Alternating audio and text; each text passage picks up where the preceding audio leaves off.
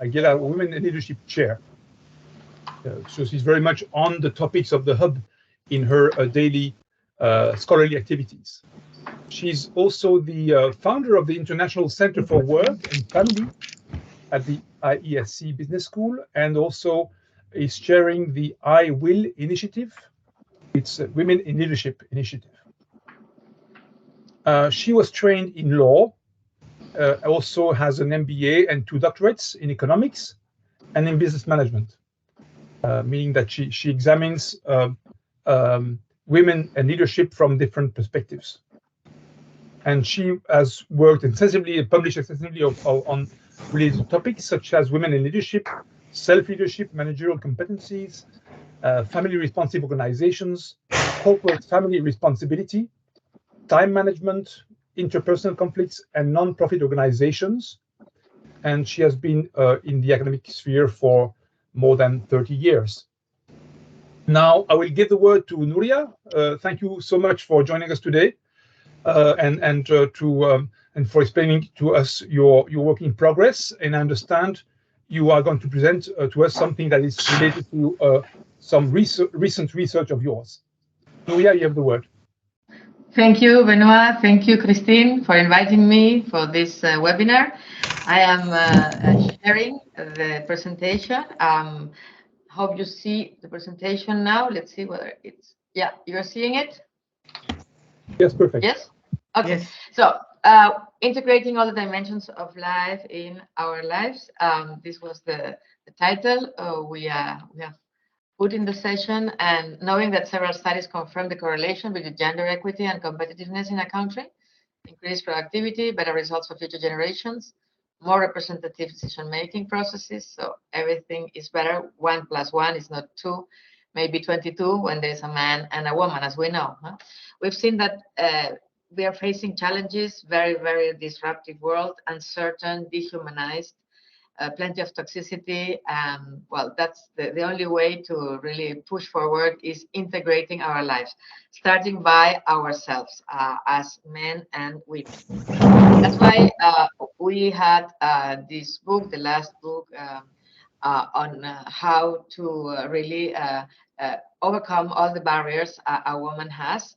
And that the title is By the Hand of the Best, and the best women, but by the hand of the men. So that's why we talk about the synergistic leadership, the feminine and the masculine hand in hand.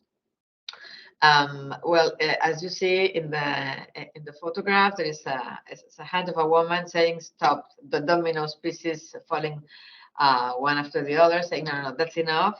This world is going too fast on the wrong side, and we have to stop it.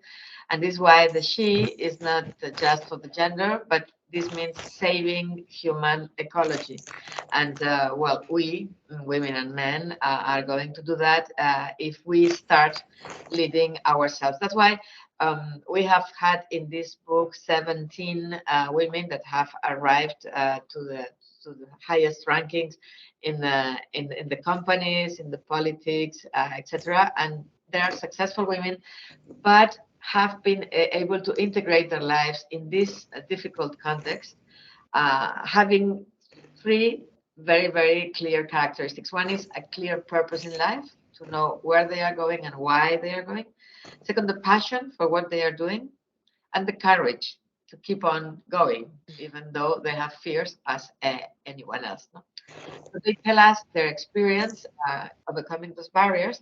And then before going into that, I want to share the new paradigm for sustainable that we need as women, as men. We are all in the center of a triangle. And this means to integrate everything. No, it's not one line is work, the other line is family, the other line is personal life. No. There is 3 areas in our life. It is the vertices of a triangle in constant evolution. When we talk about change, time change, it's true, but the change is always through our decision-making processes. And then we are, as a family member, as a company member, as a friend, as a member of politics, etc. No? So depending on how I make the decisions, I really breathe my breath, I'm breathing oxygen or expelling CO2, or no, I am breathing CO2 and making photosynthesis and expelling oxygen in the different areas of my life. That's the real change we are having. No? The thing is that's different, the way in which we experience the difficulties to keep on in life. And then if we have this mission, as we always say, mission, vision, values in a company, and I always say, no, mission is the last one. Before, we have to know which our values are. And then I change the order and I say first, which are my values? Depending on my values, I will have a broader view or smaller view of what the reality is. And then my mission, where I can contribute, and knowing myself and my competencies and my incompetencies will be easier. Okay, then very important to know what the values are. Values are the values in action, which are the real ones, are the motives by which I make my decisions. It's very clear that there are extrinsic motives. Every morning I come to IESE to teach or to make research, because I hope someone will pay me for, for doing that, or maybe I am recognized, or maybe I have prestige. This is the extrinsic motive. But only with this, our glasses will be not very clear. No, we have dioptries which are making difficult to see the reality, because then we are only looking at myself, my interest. Then for me, people will be like part of a machine, and that will mean that I am not realistic, so I cannot lead anything, not my life, either others. No? I also come here for intrinsic motives. I love what I am doing. I have my challenges. I improve myself as a professional. Okay, but if this is the one which is more important in my life, then I see people also instrumentally as a part for my interest again. And this is when I like or I don't like the things, I will do it or not. And this will mean that I treat people as more or less animals. No, sometimes I have to give some sugar for them to be happy. No? But this is not to treat people as real people. So only if I have what I call transcendent motives, which means that everything I do is transcending myself, is impacting others, then I will clean my glasses and I will see people, real people, with all the pros and cons, the motives, interests, etc. No? Then we need 3 types of motives, but depending on which is the one who's waiting more, we will have clean glasses or not so clean glasses. And I say that because this is not only for men, also for women, of course. But if we don't know that, it's difficult that we lead ourselves good, because we lead ourselves in relationship with others. And if we don't have a clear idea of what others are, no? Here we have a small video to understand what I mean. It's easy.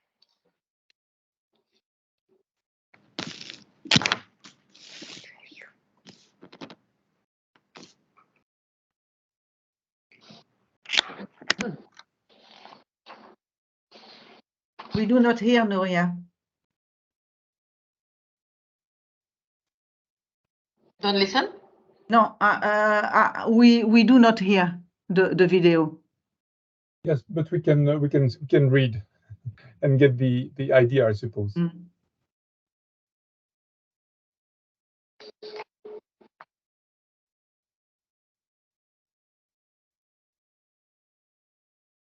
Wait a minute.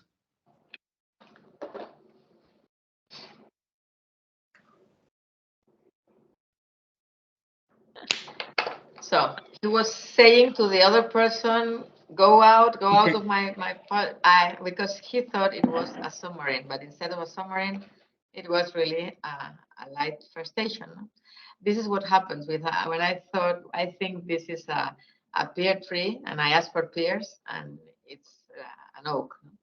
Okay, this happens because of the motives. But the thing is that we have different types of also brains, no? If you don't listen, it's talking about different types of brains, that men have one box for everything, and the boxes doesn't touch one another. No, one for the car, other for the work, for the kids, etc. And someone for the mother-in-law in the basement. Boxes for everything, but the boxes don't touch. But the women, well, when a man discussing something, this is that particular box, And then we talk about that particular box. We open the box. We discuss only which is within that box. No? But women's brains are very different. Women's brains are all plenty of wires. No, everything is connected to everything. I can start the video if you wish. Okay, everything is connected to everything, and then that's why the emotion is there, very, very super highway internet. Okay.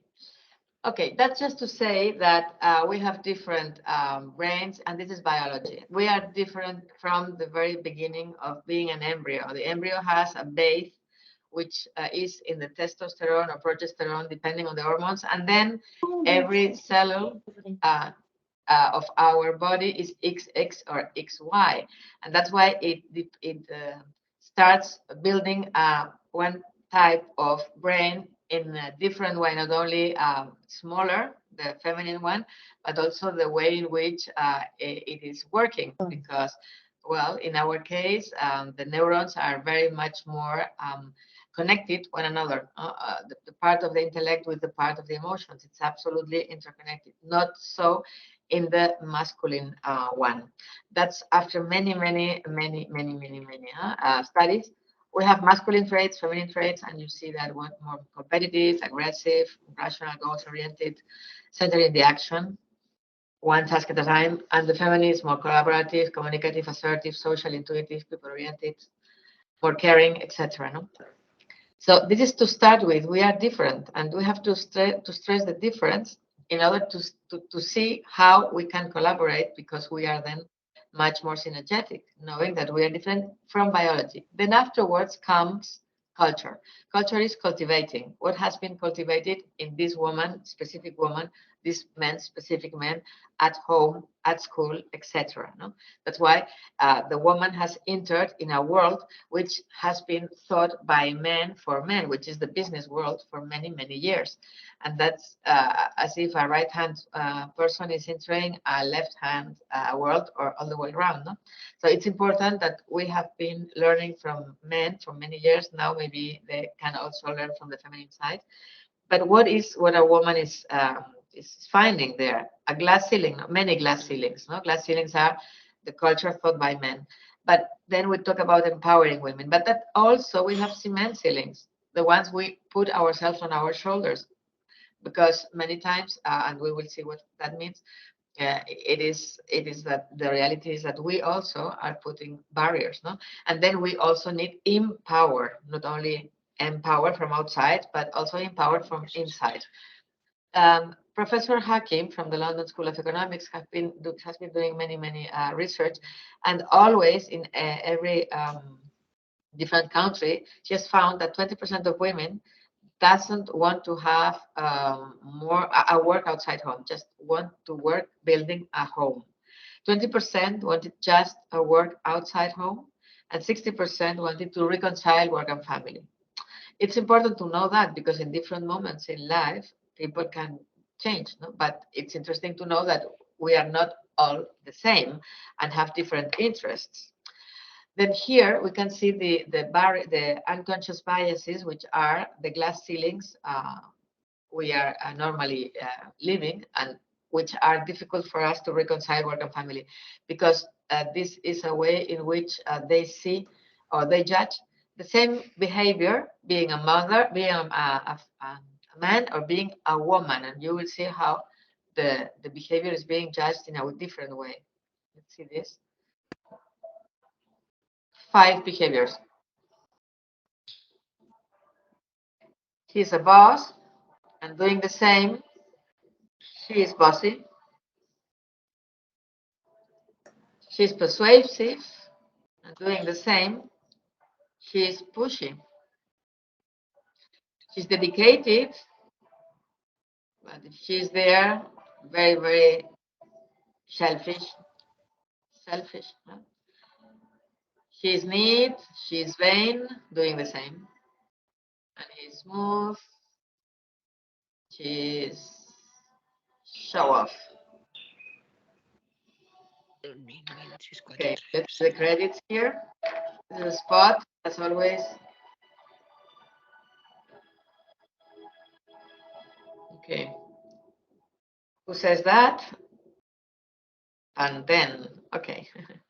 So what is clear is that the glass ceiling is in a very specific moment, in the hiring, in the training, in the promotion, evaluation, and remuneration. Because normally the woman is seen in a different way, looking for, well, maybe she will become a mother. Let's see whether we really promote. And the evaluation is more in the past than in the future, in the possibilities, in the potential. No? But at the same time, there is a cement ceiling, which are my priorities. My self-esteem is lower many times because I normally, I at least in the past, normally women were starting to copy or to imitate men, many times mimetizing the wrong side of the man, no? To become the chief executive officer. And then the self-esteem is lower because, well, we are comparing a woman with a man, and that you never win. No?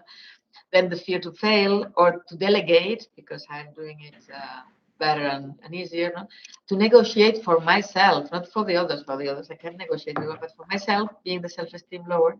And also the networking. To networking is to work the net. That means to put some time, invest time. And many women have always something else to do that just to being visible for others, not to say, well, why should I sell myself? No, it is not to sell, it's to make you visible because you want to contribute.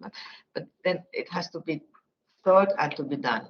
So as the talent is aptitude per attitude, competencies times motivations, and if you want to develop talent, we need opportunities to develop talent.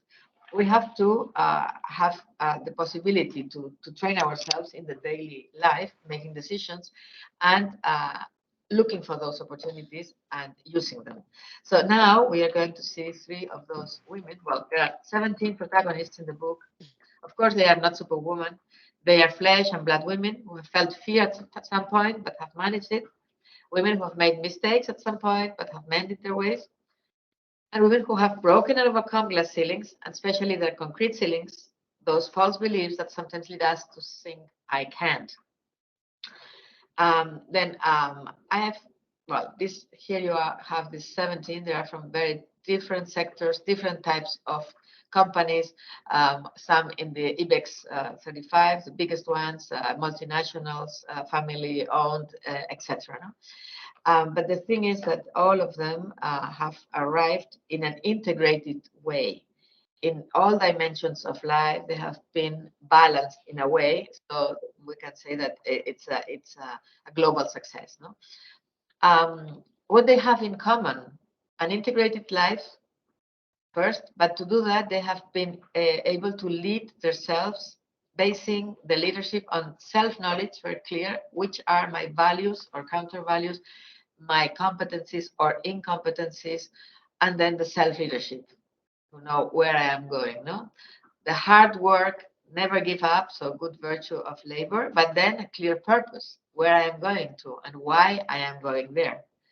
So those 3 characteristics are very common.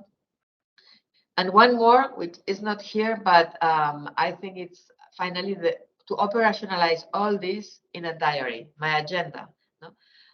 My priorities are in my agenda. The agenda, the diary, is a tool to succeed, because there they have put their most important things in order not to forget them, because otherwise work is always winning a personal or family life, because the work has always or incentives, either this or sanctions, and then it's the short term. And the family is always, well, you understand? Yes, I understand. But that's why we have to put the book in our agenda time for our priorities. No? And they have done this, 17 of them. No, very good time management. And I have decided these 3 just to start talking about what they said, because the 3 of them started in different places, but finally are in the digitalization time, in the IT. world. And that's important because we're always talking about STEM as an area where women are not arriving, and they are arriving, and they are arriving in a balanced way. No? So, for instance, Ana Maria Llopis, no, she from Berkeley University. She was born in Venezuela. She's married, has a son, graduated in physics and mathematics. She was the founder and former CEO at Open Bank, the first bank in digitalized open bank, depending on the Banco Santander. She's a board member of the British American Tobacco until 2011 and president of the board of DIAL until 2018 and in many other boards.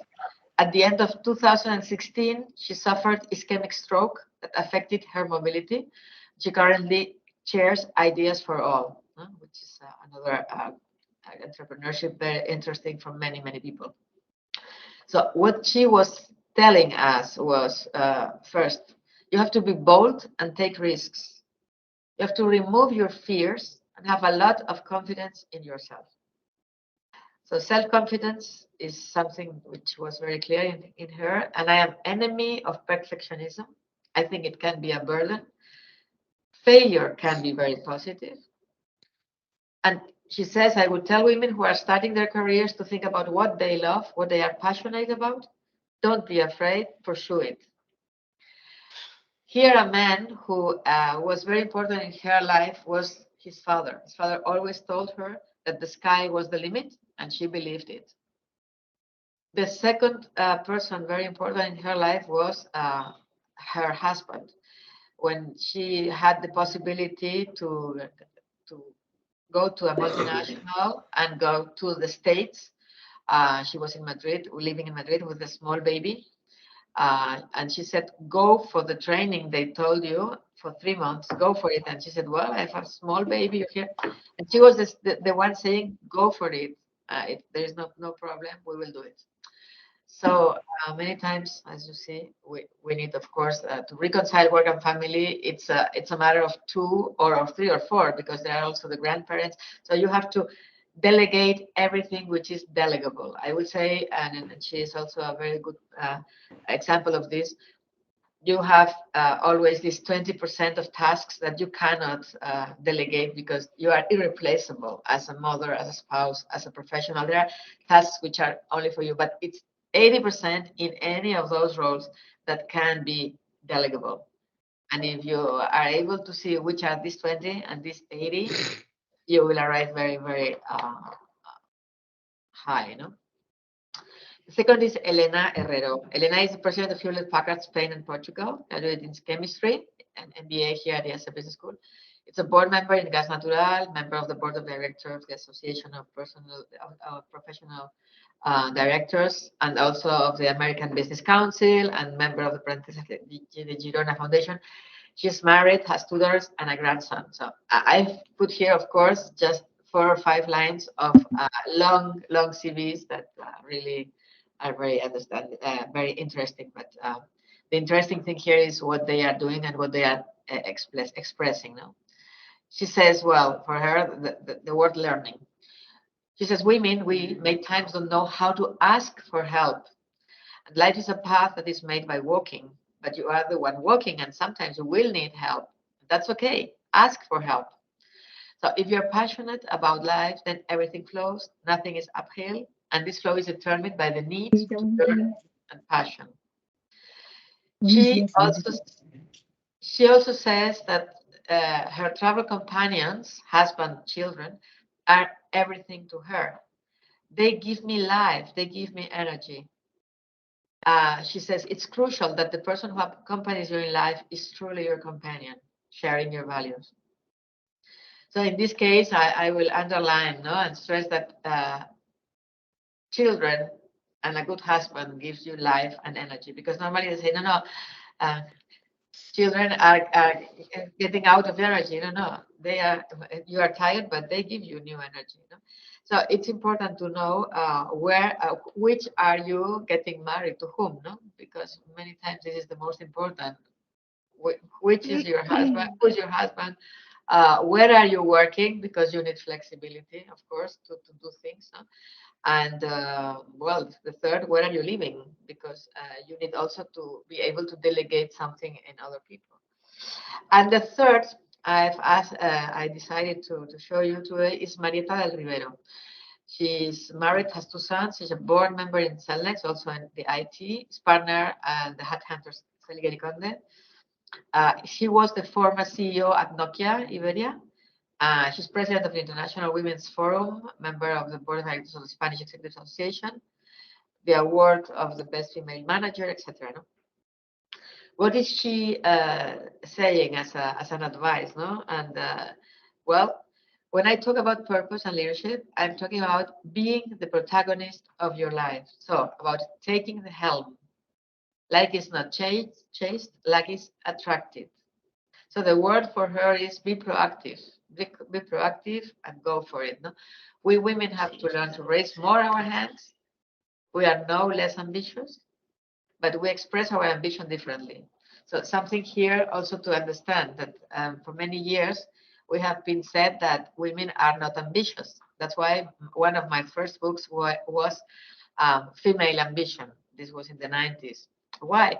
Because we were as ambitious as men, but more ambitious, because they just wanted to arrive to become a CEO. But we wanted to arrive to become a CEO if possible, but not at any cost. We wanted to have a family, to have friends, to have hobbies, etc. So we must return to society a part of what we have received. She says, that's my motto. My husband is my best friend. Again, no, without him, I would not have been able to develop my career. It's just my anchor. So it's important to see that here the couple is always the good companion in life. No, it's important to find the right person and to build the right relationship. To understand that we both are going to somewhere in the profession, but we are one family, no, and not two families. No? And then why we talk about by the hand? Well, because it's not about imitating, no, it's about having role models, understanding how they have faced obstacles and shattered their ceilings, and also embarking on our own journey towards an integrated life. That's what you can read in this book. Maybe now before Christmas will be a good present, no? Because this is not only what I've put here as the lines, what they would say as advice, but what they have done, no? And what is important, just also to remember, is that when I was in the 2012. It was after the great crash in the banking and in the 2008. Remember, in the Fondo Monetario Internacional, Christine Lagarde said that Lehman Brothers crashed because they were brothers and not sisters. No? It was a joke, of course, because of course we have to be Lehman Brothers and sisters together. Okay, but then in 2012, I was in the representative of Spain in the United Nations for the CEDAW. CEDAW is the Committee Anti-Discrimination of Women. And I asked for the 3 Fs in the policies, in the companies, to have a sustainable society, and was asking to take into account these 3 criteria when we make decisions. So first of all, femininity, because we have been for many decades with the eye of femininity closed, and then we cannot focus well. The same if we just have the eye of feminine and not the masculine open. We need both. We need both eyes really to focus well reality, to understand what's going on in the market, what's going on in the world, and what's going on with the persons we have in front of us. No? Because femininity brings us 2 Cs. The complementarity and the caring. We are more and more talking about the need of a caring economy, and the caring is in our biology, because well, the potential of becoming a mother in our biology, we have the empathy, we have the caring, just biological. No, we have not to go to a program to know about caring or empathy anyway. Maybe we are losing this possibility when we don't use it. No?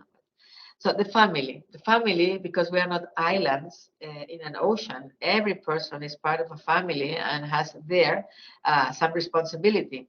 So if we care for families and take into account the family when we write the policies, when we treat people, we will be making possible for these people to learn co-responsibility, because it's learned in the family, and the competencies that are called soft skills that we use at home, no, in the homes is where we develop them, and we use them in the labor market. So we need these competencies, the soft skills, and if we have no time to be in the family, it's very difficult to have people who have the competencies. And then finally, flexibility, because everything which is alive has to be treated in a flexible way, even a vegetable, not a plant. Imagine a person, much more in a different moments in life. That's what brings us the confidence, the trust, grow the trust between us, and commitment. If we are not treating the people in the flexible way, they won't be committed, they won't be attracted and retained. No?